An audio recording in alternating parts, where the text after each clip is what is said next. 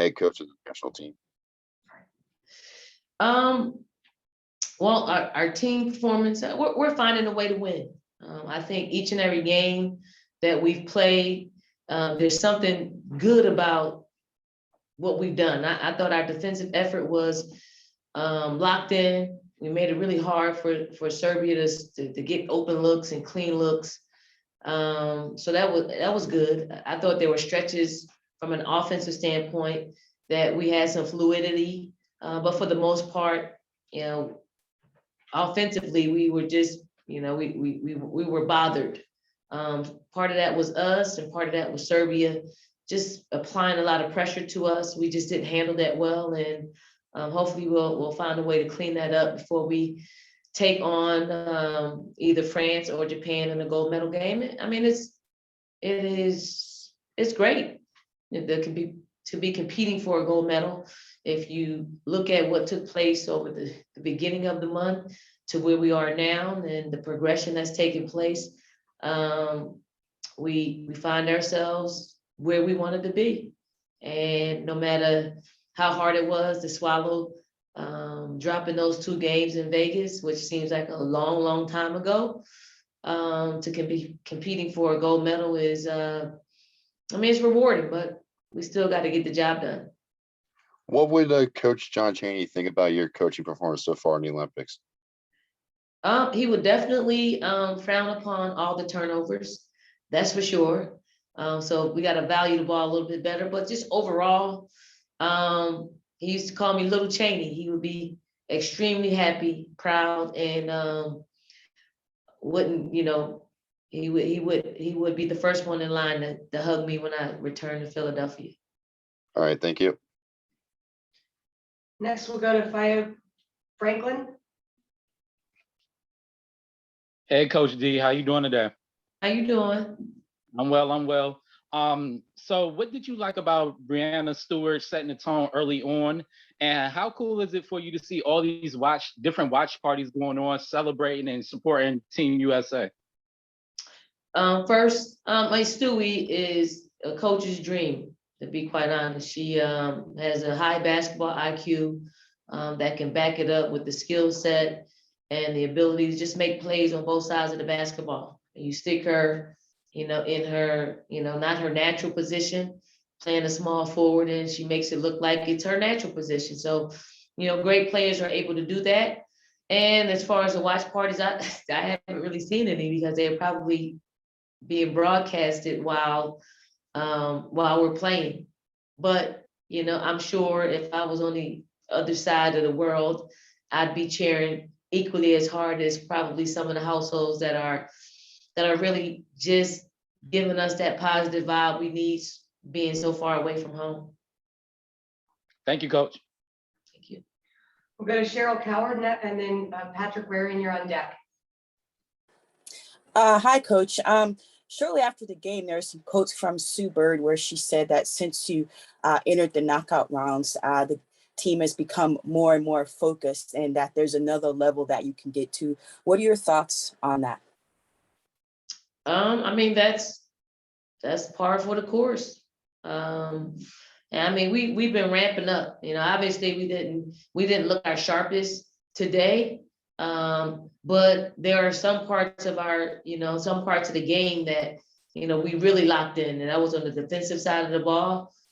We didn't put up a whole lot of points, but we didn't give up a whole lot of points. And I just feel like once we hit the quarterfinals, our players really they look different. There's a different focus. There's a different dynamic to them. That is, you know, we don't want to lose. We're here.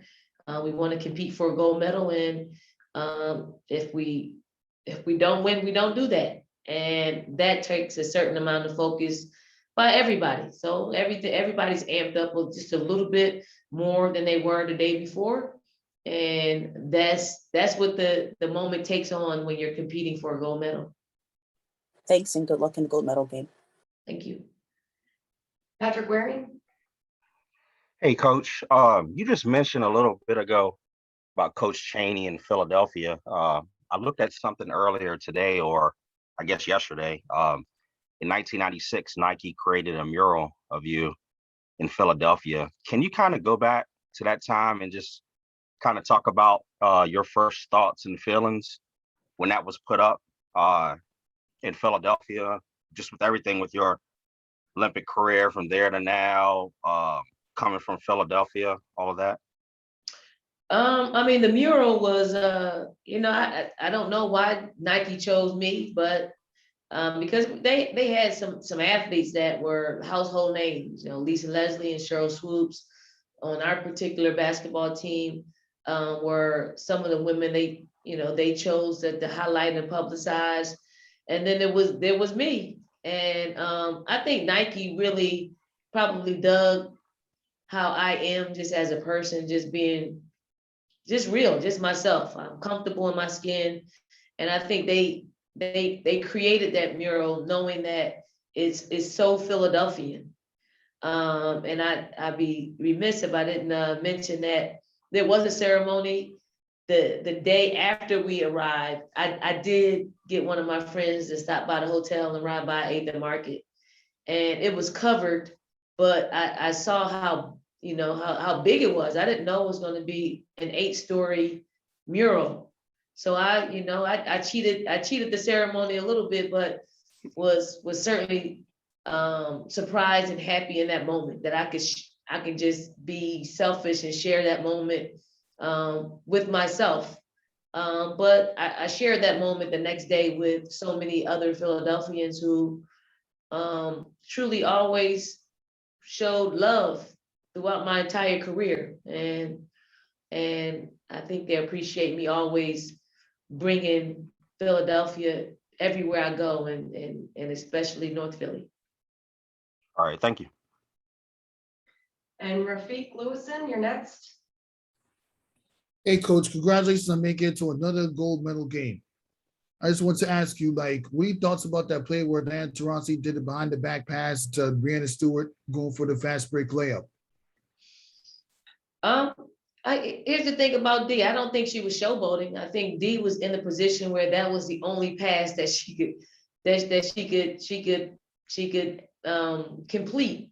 And then much like Stewie, you're always in good hands when you're passing the ball to Stewie, because Stewie will definitely deliver in making a basket and making a play.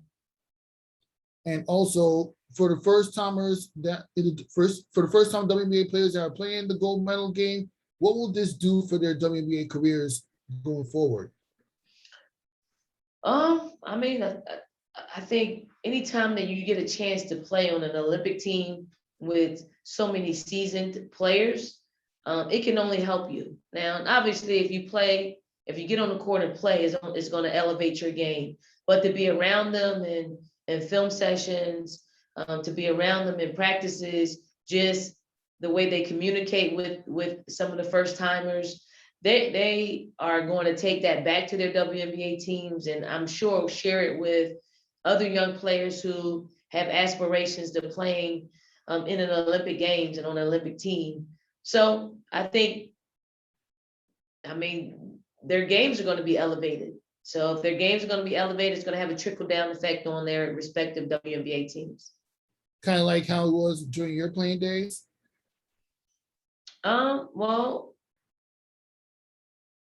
I was fortunate enough to have played in an Olympic Games before the WNBA season. So I already had stories to share before I actually played in the league and played in the Olympic Games and going back to my WNBA team. So I always speak about capturing the culture of USA basketball, and that is we really don't care who gets the highlights, who scores the most, who rebounds.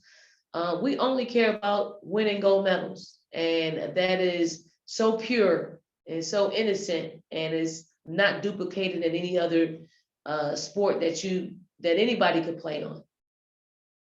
Appreciate the conversation. All right, seeing no more questions for Coach Staley, we will let her go. Thank you very much, everyone, and we'll see you Sunday. Thank you. That's it, you guys. Anybody else?